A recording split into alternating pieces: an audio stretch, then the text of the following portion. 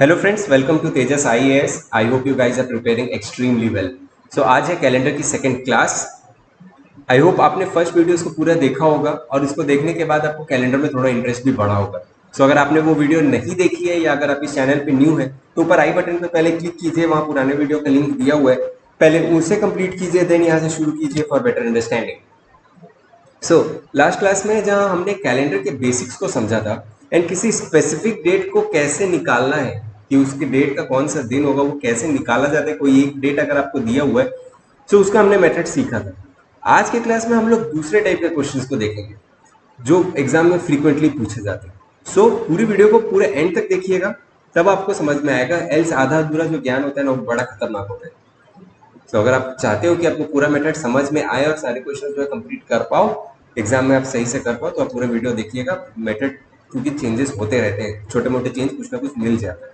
सो पहला क्वेश्चन है, which day will be the 10th अगस्त 2020। आज जो मैं ये वीडियो रिकॉर्ड कर रहा हूँ वो रिकॉर्ड कर रहा हूँ 10th अगस्त 2020 को।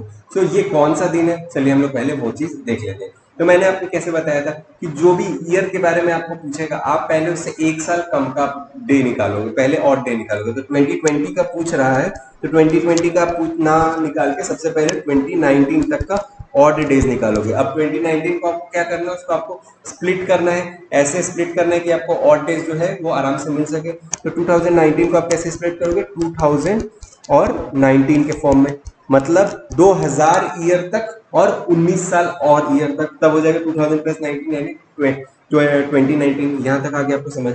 अब देखो हमने इसको ऐसे 2000 में ही क्यों डिवाइड किया, क्योंकि हमें पता है कि 400 ईयर जब होता है, 400 साल में आपको जीरो ऑड डेज मिलते हैं, जीरो ऑड डेज मिलते हैं। ठीक है, 400 साल में बोल रहा हूं मैं, 400 ईयर नहीं बोल रहा हूं, 400 साल में ड्यूरेशन, 400 साल का ड्यूरेशन में। तो वही हो, अगर 400 साल का ड्यूरेशन हो या फिर हो 800 साल का या फिर हो 1600 या 2000 या 2400, मतलब 400 के जो मल्टीपल्स है उसके ड्यूरेशन का अगर आप कोई भी ईयर लेते हो तो उसमें आपको नंबर ऑफ ऑड डेज हमेशा जीरो मिलेगा। तो यहाँ पे हो गया आपका जीरो।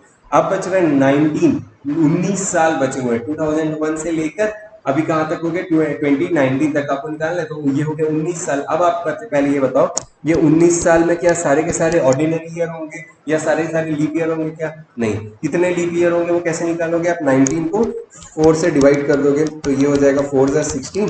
तो जो भी रिमाइंडर बच्चे उसको आप छोड़ो, यहाँ पे आप क्वेश्चन को देखो तो यहाँ पे मतलब 4 बार कंप्लीट हो रहा है, मतलब 4 आपको लीप ईयर मिलेगा और बच गया जितना 15 आपको ऑर्डिनरी ईयर मिलेगा।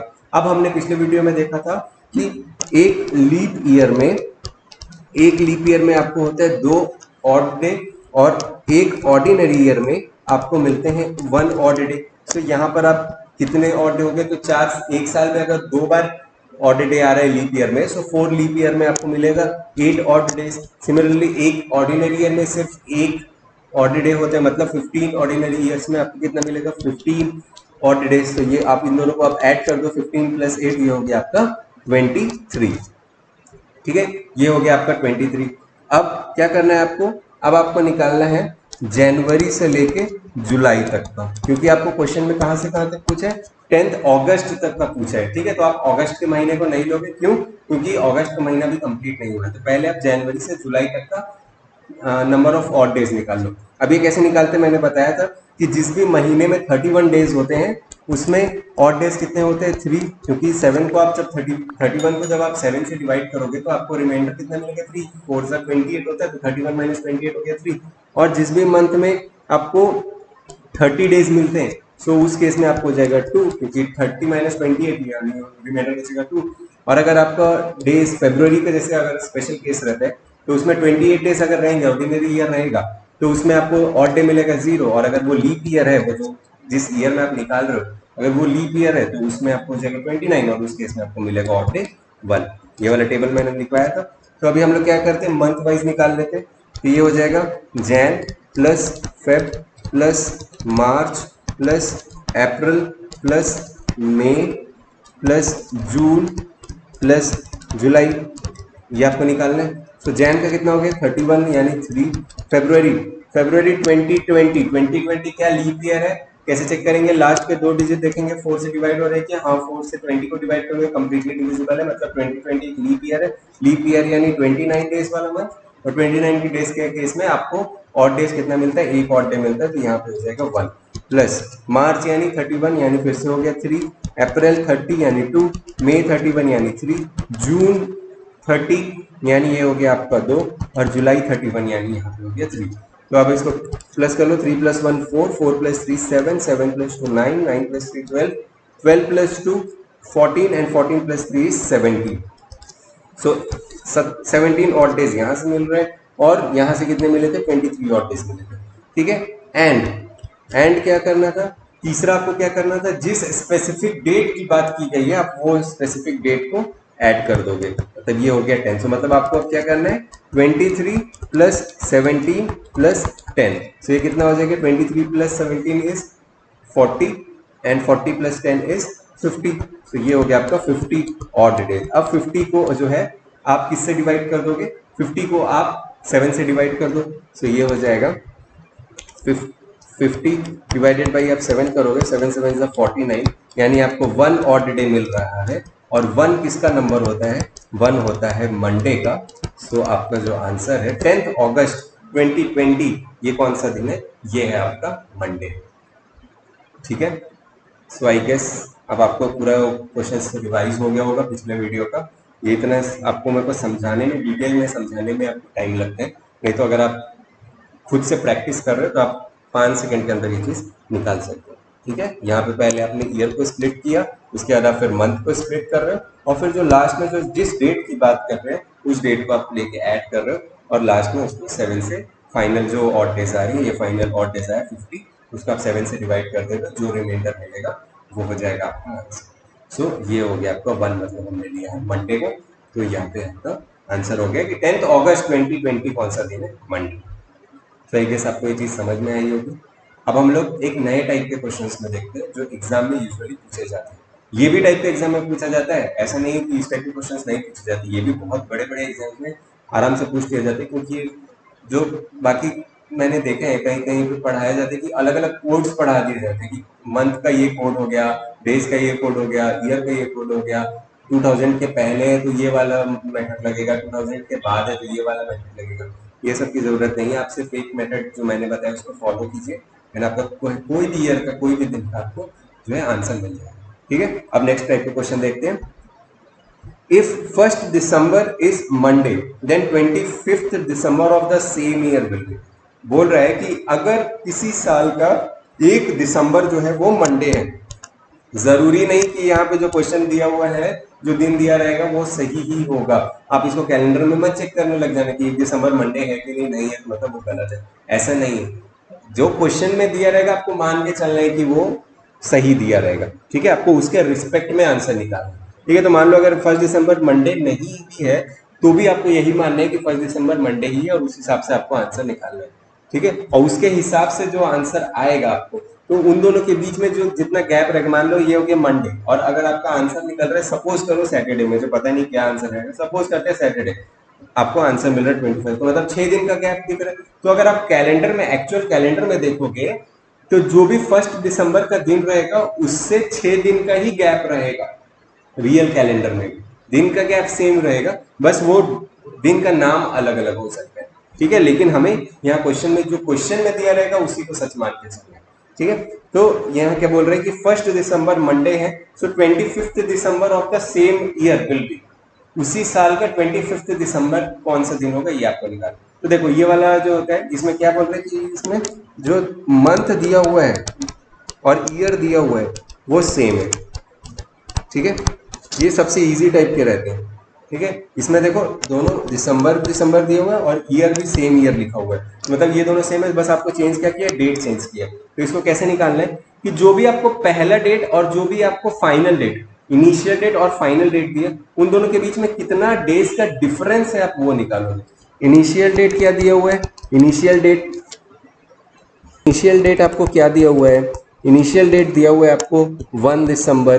ठीक है, और फाइनल डेट क्या दिया हुआ है? फाइनल डेट दिया हुआ है 25 दिसंबर। सो आपको क्या करना है ना, इन दोनों के बीच में, ये दोनों तारीख जो दी कि उन दोनों के बीच में कितने डेज हैं, नंबर ऑफ डेज निकाल लेने। वो आप कैसे निकालोगे, सिंपली माइनस कर देना है, फाइनल में से इनिशियल डेज को माइनस कर दोगे तो यहाँ पे आपको कितना डेज मिलेगा, days will be equal to 25 minus 1 यानी ये हो जाएगा 24। सो ये हो गया आपका नंबर ऑफ डेज। 24 दिन का गैप है, 24 दिन का आपको डिफरेंस मिल रहा है, 1 से 25 में जाने में 24 दिन का आपको गैप मिल रहा है। अब ये 24 को क्या करोगे आप, 24 को 7 से डिवाइड कर दोगे, तो 7 से आप 24 को डिवाइड किए, 3 जा 21 और आपको यहाँ पे मिला 3। सो मतलब ये जो 3 है आपको 3 डेज यहां से अब आपको करेक्ट करना है। पहले तक, इसके पहले वाले हमने क्वेश्चन में क्या कर रहे थे कि जो नंबर आ रहा था उसको हम लोग वो डेट असाइन कर दे रहे थे। जैसे जैसे अगर पिछले वाले स्पेसिफिक डेट में रहता तो 3 आता तो मैं उसको सीधा लिख देता वेडनेसडे, ठीक है। बट यहाँ पे ये चीज ऐसे नहीं लिखना है। क्यों नहीं लिखना है, क्योंकि यहाँ पे पहला डेट दिया हुआ, पहला डे दिया हुआ है, तो यहाँ पे मंडे दिया हुआ है, तो मतलब जो फाइनल आंसर आएगा, जो ये 25 दिसंबर आएगा, वो मंडे प्लस 3 हो जाएगा, मंडे से 3 दिन ज्यादा, ठीक है। तो मंडे का मतलब होता है 1 + 3 यानी 4, और 4 हम लोग किसको लेते थे वो वाले कैलेंडर में, 4 लेते थे हम लोग थर्सडे को, मतलब आपका आंसर हो जाएगा थर्सडे। तो 25 दिसंबर उसी साल का कौन सा दिन रहेगा, वो रहेगा आपका थर्सडे, ठीक है। क्या किया हमने, इस वाले क्वेश्चन में आपको 1 दिसंबर का दिन दिया हुआ है और उसका 25 दिसंबर का पूछ रहा है, मंथ सेम है, ईयर सेम है, सब कुछ सेम है, बस डेट चेंज किया गया है, ठीक है। तो उसमें आप क्या करोगे कि जो भी फर्स्ट डेट दिया हुआ है और जो भी फाइनल डेट दिया हुआ है उन दोनों के बीच में डिफरेंस निकाल लोगे, कितने दिनों का गैप है, उस दिनों के गैप को, उस डिफरेंस को आप 7 से डिवाइड कर दोगे, और जो रिमाइंडर आएगा उसको फर्स्ट डे के साथ, अगर आगे बढ़ रहा है, जैसे यहाँ पे 1 दिसंबर से 25 दिसंबर के बारे में पूछ रहे हैं, 1 दिसंबर का दिया हुआ है, 25 का पूछ रहे हैं, मतलब आगे के बारे में पूछ रहे हैं, तो इसलिए आपने यहाँ पे प्लस कर दिया, फर्स्ट जो भी दिन दिया रहेगा उससे प्लस कर दिया। वहीं अगर मान लो 25 दिसंबर का दिन दिया रहता और बोलता 1 दिसंबर का निकालो, तो आप प्रोसेस सेम करते, बस यहाँ पर क्या करते, यहाँ पे माइनस का साइन आप लगा देते कि मंडे से मान लो 3 दिन पहले, तो क्या क्या हो जाता, संडे, सैटरडे एंड फ्राइडे, तो उस केस में आपका आंसर आता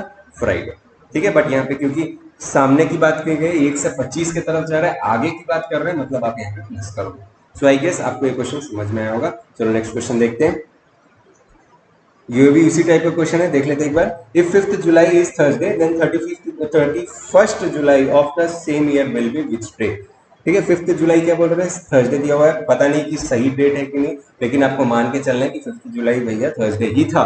तो आपको ये बताना है कि 31 जुलाई, उस साल का 31 जुलाई कौन से दिन पड़ा था, ठीक है। अभी गया था 31 जुलाई, तो कौन सा दिन था आपको ये बताना है।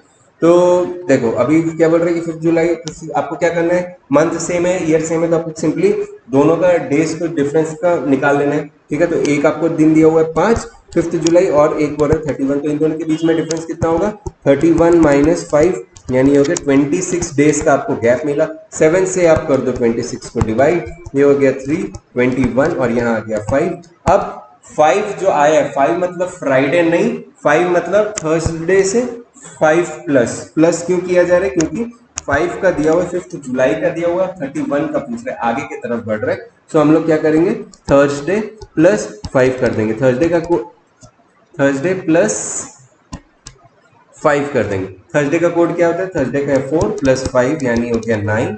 9 मतलब आप क्या निकालोगे, 7 से अगर डिवाइड कर दो इसको भी, या तो आप ऐसे कर लो कि 7 से डिवाइड कर दो तो फिर आपको रिमाइंडर 2 मिलेगा, और 2 मतलब क्या होता है, ट्यूसडे होता है। या तो आप ऐसे निकाल लो, या फिर थर्सडे से 5 दिन आप प्लस कर लो, Friday, Saturday, Sunday, Monday and Tuesday. तो यहाँ से भी आपको आंसर आ जाएगा ट्यूसडे, ठीक है। तो या तो आप ऐसे कर लो कि 4 + 5 करते 9, फिर 7 से डिवाइड, क्योंकि 7 से क्यों डिवाइड करते हैं, जब भी 7 से ज्यादा नंबर आ जाएगा आप 7 से डिवाइड कर देना, उससे जो रिमाइंडर आ जाएगा उसको ऑड डेज बोलते हैं। तो यहाँ पे 9 से अब 9 आ गया तो 7 से ज्यादा था, तो मैंने उसको 7 से डिवाइड करके फिर से ऑड डेज निकाल लिया, और जो पुराने कैलेंडर के हिसाब से, जो पुराना टेबल है उसके हिसाब से मेरे को ये जो ट्यूसडे की वैल्यू 2 मिला था, इसलिए ट्यूसडे। लेकिन पहले जो है आपको ये वाला जो डिवाइड करने के बाद जो नंबर मिलेगा, उसको जो गिवन दिन दिया रहेगा उससे पहले आप प्लस करो, ठीक है। आई होप आपको ये समझ में आया होगा। चलो अब नेक्स्ट क्वेश्चन में जाते हैं। If 15th March is Sunday then 20th August of the same year will be on which day. देखो तो अभी तक हमारा ईयर सेम था, मंथ सेम था, अब एक लेवल ऊपर जा रहे हैं। एक लेवल ऊपर कैसे जा रहे हैं कि हमने अब यहाँ पे मंथ सेम नहीं है, अभी सिर्फ ईयर सेम है, ठीक है। अभी हमारे पास सिर्फ ईयर सेम है, तो इसको कैसे निकालोगे, सेम प्रोसेस है, बहुत ज्यादा नहीं, बस एक एडिशनल स्टेप रहेगा। वो क्या रहेगा कि देखो 15 मार्च संडे मानना पड़ेगा। क्वेश्चन हमें नहीं पता एक्चुअल में 15 मार्च क्या था, बट इसके रिस्पेक्ट में हम लोग आंसर निकालेंगे। सो 15 मार्च दिया हुआ है, मतलब 15 दिन जो है मार्च का हो चुका है। 15 मार्च जो हमारा दिया हुआ है वो संडे दिया हुआ है। तो सबसे पहले आप क्या करोगे ना, मार्च में कितने दिन बच गए हैं आप उसको निकालोगे। मार्च में कितने दिन बच गए तो कैसे निकालोगे, टोटल माइनस जितने दिन हो, जो डेट दिया रहेगा टोटल होता है 31 माइनस 15। तो यानी यहाँ पे आप मार्च का लोगे 16 डेज। ठीक है, मार्च का आपका हो गया 16 डेज। अब फिर से आप ऑड डेज निकालो। यहाँ कहाँ किसका किसका ऑड डेज निकालो, जो मंथ बीच के बचे हुए जो पूरी तरह से कंप्लीटेड है। मार्च का, मार्च पूरी तरह से कंप्लीट दिया हुआ है क्या, नहीं दिया, तो मार्च को अभी अलग से आप निकालना, जहां से हमने ये निकाला है इसको इस तरह से अलग से निकालना। सिमिलरली जिसका जिसका पूछेगा, यानी यहाँ पे अगस्त का पूछा है तो अगस्त का भी हम लोग अलग से निकालेंगे। तो ये हो जाएगा अपना अगस्त। ठीक है, ये हो जाएगा अपने अगस्त का। बट अब जो ये मार्च और अगस्त के बीच में बच गए वो तो पूरी तरह से मंथ कंप्लीट हो रहे हैं। कौन कौन सा, अप्रैल, मई, जून और जुलाई, ये तो पूरी तरह से कंप्लीट हो रहे हैं, है ना। तो इसका हम लोग सिंपली ऑड डेज ले लेंगे। ऑड डेज कैसे होते हैं कि 30 डेज होता है अप्रैल में, मतलब वहां पे हो गया 2, मई में होता है 31 यानी 3, जून में होता है 30 यानी 2 और जुलाई में होता है 31 यानी 3। ठीक है, इन सबको हमको प्लस कर दो। मार्च का हम लोग कौन सा लेंगे, जो डेज हम लोग को बचेगा टोटल में से, जब आप जो स्पेसिफिक डेट दिया रहेगा उसको माइनस करने के बाद जो डेज बचेगा आप उसको लिखोगे। तो यहाँ पे हो गया 16 प्लस, और जिस मंथ का आपको पूछ रहा है, जो डेट का पूछ रहा है वो डेट को एज इट इज लिख दोगे। तो यहाँ पे हमने लिख दिया 20 के बारे में पूछ रहा है, 20 अगस्त के बारे में, तो हमने उसको सिंपली लिख दिया। 15 मार्च संडे दिया हुआ है तो मतलब 15 का आप सीधा मत लिख देना, जितना दिन बचेगा आपको वो लेना पड़ेगा। तो जितना दिन कितना बचेगा, 31 माइनस 15 करोगे, जो डेट दिया होगा उसको माइनस करोगे, तो उतना दिन बचा हुआ अपने को। तो इस तरह से आपको ये total number of odd days निकालने। तो ये क्या हो गया 16 प्लस ये हो गया 2 18, 18 plus 3 21, 21 plus 2 23, 23 plus 3 26 and 26 plus 20 is 46। तो ये आपका आ गया final odd days, final odd days. ठीक है, इतना टोटल ऑड डेज मिलेगा 15 मार्च से लेके 20 अगस्त तक का। ठीक है, अब इसको आप क्या करोगे, सिंपली वापस 7 से डिवाइड कर दो। कुछ भी हमें कभी भी डिवाइड जो इसमें करना है कैलेंडर में वो हमेशा 7 से डिवाइड करना। सो ये हो जाएगा 6 एंड ये हो जाएगा 42, तो यहाँ पे बचेगा 4। अब ये जो 4 आया है, ये 4 क्या डायरेक्टली थर्सडे होगा क्या, नहीं, 4 कहां से होगा, संडे से होगा। क्यों, आगे की तरफ बढ़ रहे, 15 मार्च से 20 अगस्त की तरफ जा रहे हैं, मतलब महीने के आगे बढ़ रहे हैं, मतलब हम लोग लेंगे संडे प्लस 4। ठीक है, तो क्या क्या हो जाएगा, Monday Tuesday Wednesday Thursday, Sunday तक करके ये सेम आ गया। ठीक है, तो यहाँ पे आपका आंसर हो जाएगा थर्सडे। जिस डेट जिस दिन से लिखा रहेगा उस दिन से आपको पूछना है। ठीक है, क्या किया हमने, एक बार मैं फिर से रिपीट कर दे रहा हूं कि जिस दिन का आपको क्वेश्चन में दिया रहेगा, आपको वो डेट के बाद लास्ट, उस मंथ का लास्ट डे के बीच में कितना गैप है पहले वो निकाल लो। तो हमारे पास पता है हमें मार्च हमेशा 31 में मंथ का रहेगा, 31 डेज का रहेगा, माइनस जो डेट, जो क्वेश्चन में डेट दिया हुआ आप उसको माइनस कर दोगे तो 16 डेज बच रहा है, प्लस जितना बीच में जो मंथ बचा हुआ है जिसमें कोई डिस्क्राइब नहीं कर रहा है। ठीक है, मतलब वो पूरी तरह से कवर हो रहा है। तो जैसे यहाँ पे अप्रैल मई जून जुलाई पूरी तरह से कवर हो रहा है, तो हमने उसको पूरा ऑड डेज अलग से निकाल दिया, प्लस जिस तारीख का पूछ रहा है, जिस मंथ के तारीख का पूछ रहा है वो डायरेक्टली डेट आप निकाल लिख दो। ठीक है, तो इससे आपको 16 प्लस अप्रैल का 2, मई का 3, जून का 2 और जुलाई का 3 ऑड डेज प्लस 20 अगस्त का पूछ रहा है इसलिए 20। इसके बाद आप फाइनल ऑड डेज निकाल लिया, उसको वापस से 7 से डिवाइड कर दोगे। तो जो फाइनल ऑड डेज आपको मिल रहा है डिवाइड करने के बाद, उसका फर्स्ट जो डे, फर्स्ट डेट का जो डे दिया हुआ है उससे आप कंपेयर कर लो। जैसे यहाँ पे 4 दिन, अब 4 दिन बढ़ना है, 4 दिन पीछे जाना है, वो कैसे पता चलेगा, क्योंकि 15 मार्च से हमें 20 अगस्त की तरफ जाना है, मतलब हमें आगे जाना है, इसलिए हमने उसको प्लस कर दिया। ठीक है, तो आई होप आपको ये समझ में आएगा, काफी इजी प्रोसेस है। जिस तरह से पीछे वाले क्वेश्चन के सिर्फ उसी तरह से हमने इसको भी सॉल्व किया। ठीक है, बस एक स्टेप एडिशनल था कि आपको यहाँ पे जो है फाइनल में से इनिशियल डेट माइनस करना है। ठीक है, कोई कोड वर्ड का सिस्टम नहीं है। यही क्वेश्चन अगर आप अलग अलग कोडिंग मेथड से करने लगोगे तो बहुत दिक्कत हो जाएगी, क्योंकि अगर आपने कोड का नंबर गलत लिख दिया तो फिर तो आपको गलती हो जाएगी। ठीक है, हम हमेशा कंफ्यूज रहोगे, इस डर में रहोगे कि पता नहीं मेरे को याद रहेगा कि 6 था कि 3 था, 3 था कि 1। ठीक है, तो इसमें आपको कुछ याद रखने की जरूरत नहीं है, सिंपली जो मेथड है आप उससे सॉल्व करना है, 2 से 3 सेकंड में ही बन जाएगा। ठीक है, चलो नेक्स्ट क्वेश्चन पे जाते हैं। एक बार ये इस तरह के एक और क्वेश्चन देख लेते हैं। If 20th January 2010 is Wednesday, then 15th October of the same year will be। ठीक है, आपको बोल रहे हैं कि 20 जनवरी वेडनेसडे, तो आपको बताना है कि 15th अक्टूबर जो है उसी साल का सेम ईयर सेम ही है। ठीक है, तो यहाँ ये सब जितने भी क्वेश्चंस कर रहे हैं लोग इसमें ईयर सेम रखें। ठीक है, सो अभी देखो फिर से क्या करना था, सबसे पहले आप जनवरी आप ऐसे स्प्लिट कर लेना, जिस मंथ के बारे में लिखा आप उसको पहले ही लिख लेना, प्लस बीच में गैप छोड़ देना, प्लस जिस मंथ के बारे में पूछ रहे हैं उसको आप अलग से लिख देना। ठीक है, सो यहाँ पे जनवरी के बारे में दिया हुआ है और अक्टूबर के बारे में पूछ रहे हैं। अब बीच में क्या क्या आएगा, फरवरी, मार्च, अप्रैल, मई, जून, जुलाई, अगस्त एंड सितंबर। ठीक है, ये सारे मंथ ये सारे के सारे पूरी तरह से कवर हो रहे हैं, ये सारे पूरी तरह से कवर हो रहे हैं, मतलब इनका पूरा पूरा ऑड डेज है। ठीक है, तो जनवरी का क्या करेंगे, जनवरी में 20 दिन बीत गया तो मतलब 31 माइनस 20 करना, प्लस फरवरी अब 2010, क्या ये लीप ईयर है कि ऑर्डिनरी ईयर है, 4 से 10 को डिवाइड करोगे 2 रिमाइंडर बच जाएगा, मतलब ये ऑर्डिनरी ईयर है, और ऑर्डिनरी ईयर के केस में आपका जो और ऑड डेज होते हैं वो 0 होते हैं, तो मतलब यहाँ पे हो गया 0, प्लस मार्च 31 डेज यानी 3, अप्रैल 30 डेज यानी 2, मई 31 डेज यानी 3, जून 30 डेज यानी 2, जुलाई 31 डेज यानी 3, अगस्त 31 डेज यानी 3, सितंबर 30 डेज यानी 2, और प्लस अब आपका आ रहा है अक्टूबर। अक्टूबर में जिस तारीख का दिया रहेगा सिंपली आप उस तारीख को लिख दोगे, तो यहाँ पे हो जाएगा 15। तो ये हो गया आपका 16, प्लस आप इसको प्लस कर लो, 3 + 2 5, 5 + 3 8, 8 + 2 10, 10 + 3 13, 13 + 3 16 + 2 18, यहाँ पे हो गया 18 + 15, so 16 + 18 is 34 and 34 + 15 is 49। ठीक है, सो 49 आया, तो अब आप ये हो गया फाइनल ऑड डेज। अब इसको 7 से डिवाइड करो, अब 7 से डिवाइड करोगे तो 49 तो पूरी तरह से कट जाएगा, मतलब आपका आ रहा है 0 आंसर। 0 मतलब वेडनेसडे प्लस 0, यानी जो आपका दिन आएगा 15 अक्टूबर वो भी क्या रहेगा, वो भी वेडनेसडे ही रहेगा। 0 का मतलब ये होता है कि आप उसको सिंपली ऐड कर दो, जो भी दिन दिया रहेगा तो आप वेडनेसडे के साथ ऐड करोगे तो वापस वेडनेसडे आएगा, मतलब 20 जनवरी 2010 का अगर वेडनेसडे है तो 15 अक्टूबर 2010 का दिन भी वेडनेसडे होगा।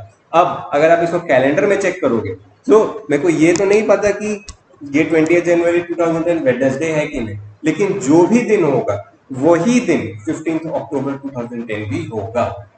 अगर मंडे हुआ ये 20 जनवरी 2010 वो मंडे ही होगा 15 अक्टूबर। ठीक है, तो जो भी दिन होगा वो सेम रहने वाला है, वो चेंज नहीं होने वाला, बट वो दिन कौन सा रहेगा वो नहीं पता। ठीक है, वो हमें नहीं पता कि क्वेश्चन में जो दिया है वो सही है कि नहीं। ठीक है, चलो अब नेक्स्ट क्वेश्चन देखते हैं। If 2 February 1996 is Saturday, okay, 1996 का 2 फरवरी जो है वो सैटरडे दिया हुआ है, सो आपको बताना है 29 May of the same year will be. 29 में सिंपली है, क्या करना है हमें, मैंने बताया जिस भी मंथ का पूछ दिया हुआ है पहले उसको अलग से लिख लो, प्लस प्लस बीच में गैप छोड़ दो, प्लस जिस मंथ के बारे में पूछ रहे हैं आप उसको लिख दो। ठीक है, तो फरवरी और मई के बारे में पूछ रहे तो ये दोनों अलग रहेगा। बीच में क्या क्या बच गया, मार्च और अप्रैल, ये बीच में बच गया। ठीक है, तो अब आप क्या करो, फरवरी 2 बोल रहे हैं और ये 1996 है, तो 1996 ऑर्डिनरी ईयर, एक लीप ईयर है, लीप ईयर है क्योंकि 96 को 4 से डिवाइड करोगे तो कंप्लीटली डिविजिबल हो जाएगा, तो 1996 लीप ईयर है, मतलब यहाँ पे आएगा 29 डेज, माइनस जिस तारीख को दिया हुआ है आप उसको माइनस कर दोगे, -2, प्लस मार्च में कितना ऑड डेज होता है, 31 डेज यानी 3, प्लस अप्रैल में 30 डेज यानी 2, प्लस मई में कौन सा तारीख दिया हुआ है, मई में दिया हुआ है 29, तो सिंपली 29 आप उसको लिख दोगे। यहाँ पे हो जाएगा 27 प्लस ये हो गया 5 प्लस 29, तो ये हो गया 27 + 5 is 32 and 32 plus 29 will be 61। ठीक है, तो ये आपका आगे ऑड डेज। अब इसको आप 7 से डिवाइड करोगे 61 को, एंड 8 जा होता है 56, तो यहाँ पे आया आपका 5। अब देखो 2 फरवरी से 29 मई की तरफ जाना है, यानी आपको आगे की तरफ जाना है, तो सैटरडे +5 कर दो आप, तो Sunday, Monday, Tuesday, Wednesday, Thursday, तो आपका आंसर क्या हो जाएगा, थर्सडे हो जाएगा। ठीक है, तो आई होप आपको क्वेश्चन समझ में आया होगा। इसी टाइप का क्वेश्चन आपको बहुत बार एग्जाम में मिल जाएगा, ठीक है। हर टाइम आता है ये कि एक तो स्पेसिफिक डेट भी पूछा जाता है और एक तो इस टाइप का क्वेश्चन पूछा जाता है कि एक दिन दिया हुआ है, एक साल सेम, ईयर सेम दिया हुआ है और मंथ अलग अलग दिया हुआ है, तो उस केस में ऐसे निकालोगे। चलो अब नेक्स्ट क्वेश्चन देखते हैं। तो अब ये क्वेश्चन में क्या दिया कि if 22 August 2018 is Thursday then 9th January of the same year will be on which day. तो देखो इस वाले में क्या बोल रहा है कि 22 अगस्त 2018 थर्सडे है, सो 9th January of the same year, मतलब इसमें आपको पीछे जाने हैं, क्योंकि यहाँ पे क्या दिया हुआ है 22 अगस्त 2018, इसकी डेट दिया हुआ है, थर्सडे दिया हुआ है, बट आपको पूछा किसके बारे में है, 9th जनवरी के बारे में पूछा है। 9th जनवरी के बारे में पूछा है, आपको पीछे की तरफ जाना है, सेम ईयर है मतलब पीछे की तरफ जाना है, तो प्रोसेस सेम रखने वाले हैं हम लोग। जो प्रोसेस अभी तक किया था सेम प्रोसेस रहेगा, बस हमें माइनस करना रहेगा। जो लास्ट में हम लोग डेज के साथ प्लस कर रहे थे, यहाँ पे हमें माइनस करना रहेगा। तो देखो कैसे करते हैं, कौन से साल के बारे में पूछा है, तो वो कौन से दिन के बारे में पूछा है, मतलब इस मंथ के बारे में, तो जैन के बारे में पूछे तो अभी उसको आप अलग रखो, प्लस किसके बारे में दिया हुआ है, मतलब अगस्त के बारे में दिया गया है, तो आप उसको अलग रखो। और बीच में जो आगे उसको कंप्लीटली कवर हो जाएंगे, यानी यहाँ पे हो गया फरवरी, मार्च, अप्रैल, मई, जून और जुलाई, ठीक है, ये आपका कंप्लीटली कवर हो गया। तो देखो जैन में जिस डेट का पूछता है, हम लोग उस डेट को डायरेक्टली लिख लेते हैं, तो यहाँ पे हमने डायरेक्टली लिख दिया 9, क्योंकि 9 के बारे में पूछा है, उसमें हमने कुछ छेड़छाड़ नहीं करने वाले, तो डायरेक्टली लिख लोगे। अब ये ईयर 2018 क्या 18 4 से डिविजिबल होता है, कंप्लीटली नहीं होता, मतलब ये ऑर्डिनरी ईयर है, मतलब ऑड डेज 0, मार्च में 31 यानी 3, अप्रैल में 30 यानी 2, मई में 31 यानी 3, जून में 30 यानी 2, जुलाई में 31 यानी 3, प्लस अगस्त का 22 अगस्त का डेट दिया हुआ है, तो जो दिया हुआ रहता है तो हम लोग क्या करते हैं 31 में से माइनस कर, मतलब जो भी टोटल दिन दिया रहता है उससे माइनस करते हैं। तो यहाँ पे आप क्या करोगे, आप इसको जो है माइनस कर दोगे, ठीक है। तो यहाँ पे 31 माइनस 22 कर दोगे, तो ये हो गया 9 प्लस ये हो गया 5, 5 प्लस 3 8 टू 10 प्लस 13, 13 प्लस यहाँ पे हो गया आपको 9, तो यानी 18 प्लस 13 यानी ये हो गया 31। अब 31 को आप 7 से डिवाइड करो तो हो गया 4 × 28, तो ये 3। सो मतलब जो थर्सडे है, थर्सडे से आप 3 दिन कम कर लो, माइनस करना पड़ेगा यहाँ पे आपको, ठीक है, क्योंकि हम जो है पीछे के तरफ जा रहे हैं, तो थर्सडे -3 यानी ये हो गया वेंसडे, ट्यूसडे एंड मंडे, सो आपका आंसर आ जाएगा मंडे, ठीक है। आपको क्या आंसर मिल जाएगा, आपको मिल जाएगा मंडे।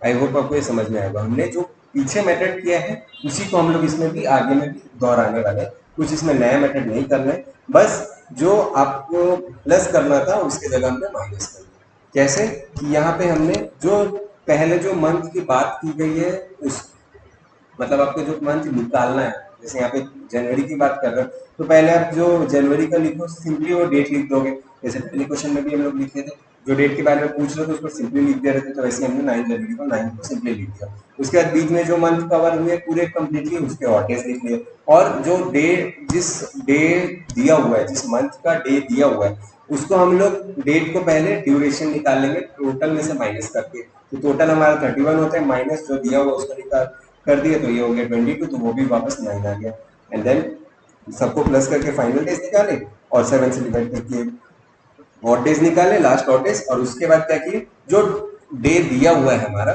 उससे हमने उसको माइनस कर दिया, तो हमारा आंसर आ गया मंडे, ठीक है। आई होप आपको ये क्वेश्चन समझ में आया होगा।